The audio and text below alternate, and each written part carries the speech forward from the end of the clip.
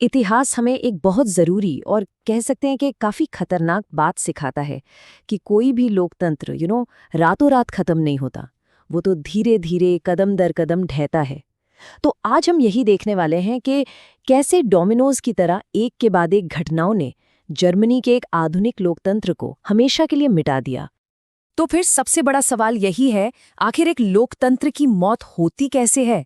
देखिए, ये कोई एक दिन में होने वाली घटना तो है नहीं। 1920 और 30 के दशक में जर्मनी के साथ जो कुछ हुआ, वो हमें दिखाता है कि ये पूरी प्रक्रिया असल में दिखती कैसे है और इसके पीछे की वजह कितनी गहरी और कितनी उलझी हुई हो सकती हैं। तो चलिए पहले डोमिनो से शुरू करते हैं। कहानी का पहला डोमिनो था पहला विश्व युद्ध और उसका अंत। जर्मनी जंग हार चुका था और इस हार ने पूरे देश में गुस्से और अपमान की एक ऐसी आग लगा दी थी जो कई सालों तक अंदर ही अंदर सुलगती रही। और देखिए, जंग हारने की कीमत बहुत ही ज्यादा भारी थी। जर्मनी को एक बहुत ही कठोर शांति संधि पर दस्तखत करने के लिए मजबूर किया गया। इसके तहत उसे अपना 13% इलाका छोड़ना पड़ा। जरा सोचिए, एक ही झटके में देश का नक्शा ही बदल गया। लाखों जर्मन लोग जो कल तक जर्मनी में थे, वो रातों रात दूसरे देशों के नागरिक बन गए।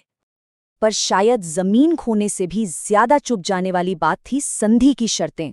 जर्मनी को न सिर्फ ये मानना पड़ा कि जंग की सारी गलती उसी की थी, बल्कि उसकी सेना को भी लगभग खत्म कर दिया गया। उसके सारे विदेशी उपनिवेश भी छीन लिए गए।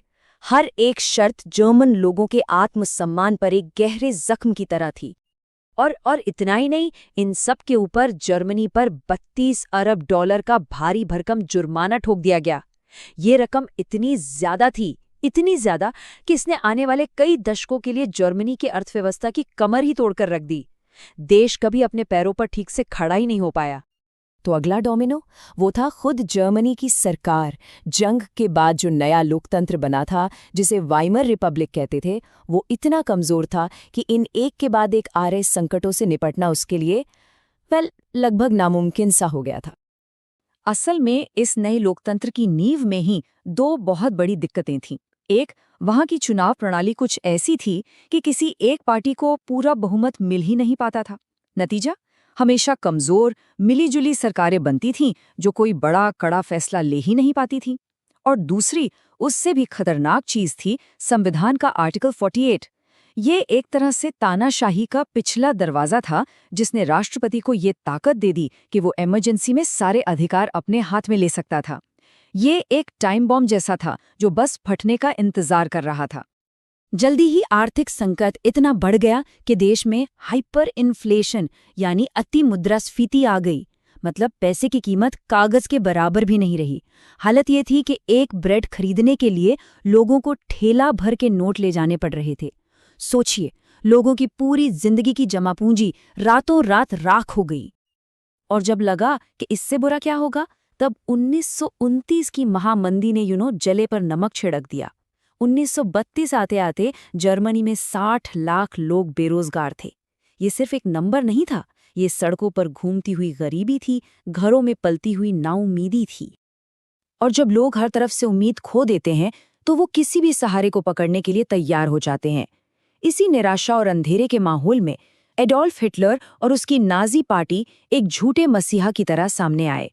वो वादा कर रहे थे कि जर्मनी की हर एक समस्या का इलाज उनके पास है। हिटलर बोलने में माहिर था, एक बहुत ही करिश्माई वक्ता। वो प्रोपेगेंडा का इस्तेमाल करके लोगों की भावनाओं से खेलना जानता था। बड़ी बड़ी रैलियों और जोशीले भाषणों के जरिए उसने अपने चारों ओर एक ऐसी छवि बना ली जैसे वही वो अकेला इंसान है जो जर्मनी को इस तकलीफ से बाहर निकाल सकता है। उसका संदेश एकदम सीधा और बहुत असरदार था। उसने वादा किया कि वो एक मजबूत राष्ट्र बनाएगा, वर्साय की उस अपमानजनक संधि को फाड़कर फेंक देगा और जर्मन लोगों का खोया हुआ सम्मान वापस लाएगा। ये वो वादे थे जो हताश जर्मन लोगों के डर और उनकी उम्मीदों पर सीधा निशाना साध रहे थे। और इसका असर वोटों में साफ साफ दिखाई दिया। जैसे जैसे लोगों की आर्थिक मुश्किलें बढ़ती गईं, वैसे वैसे वो नाजी पार्टी की तरफ खिंचते चले गए। 1928 में जहां उन्हें सिर्फ 2.5% वोट मिले थे, वहीं 1932 तक वो 37% वोटों के साथ देश की सबसे बड़ी पार्टी बन चुके थे। असल में ये लोगों की निराशा थी जो वोटों में बदल रही थी। तो अब आते हैं कहानी के सबसे खतरनाक मोड़ पर। चलिए देखते हैं कि सत्ता में आने के बाद हिटलर ने कितनी तेजी से और कितनी बेरहमी से जर्मनी के लोकतांत्रिक ढांचे को एक एक करके तबाह कर दिया। सत्ता मिलते ही लोकतंत्र को खत्म करने की रफ्तार हैरान करने वाली थी। 30 जनवरी को हिटलर चांसलर बना। सिर्फ एक महीने बाद 28 फरवरी को एक इमरजेंसी ऑर्डर पास करके लोगों के बोलने, लिखने, इकट्ठा होने सारे अधिकार छीन लिए गए। और फिर ठीक 5 दिन बाद 3 मार्च को एक और कानून पास हुआ, इनेबलिंग एक्ट, जिसने सारी की सारी शक्तियां हिटलर के हाथ में दे दी। बस खेल खत्म, लोकतंत्र मर चुका था। उस वक्त के अखबारों ने इस बदलाव को साफ साफ रिपोर्ट किया। ये हेडलाइन देखिए, जर्मनी में लौह शासन। ये कोई बढ़ा चढ़ाकर कही गई बात नहीं थी। ये लोगों के लिए आज़ादी के खत्म होने का एक सीधा और भयानक ऐलान था।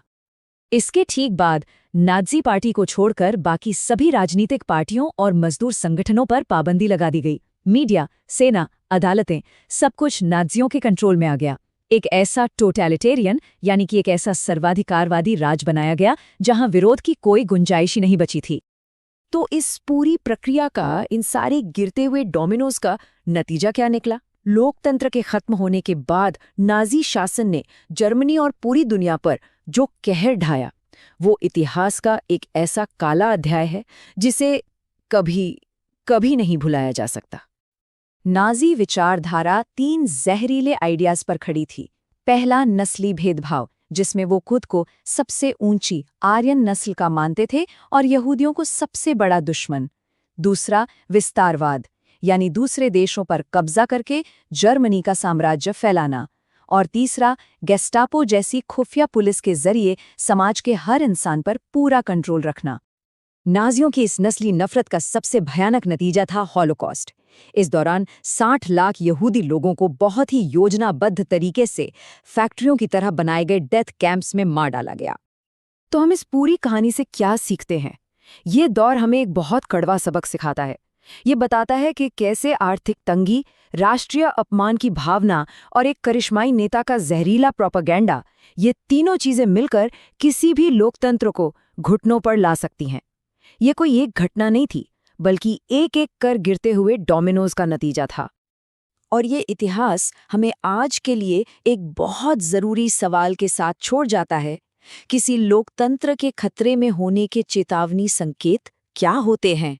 क्योंकि इतिहास पढ़ने का सबसे जरूरी सबक यही है कि जो गलतियां पहले हो चुकी हैं, उन्हें दोबारा न दोहराया जाए।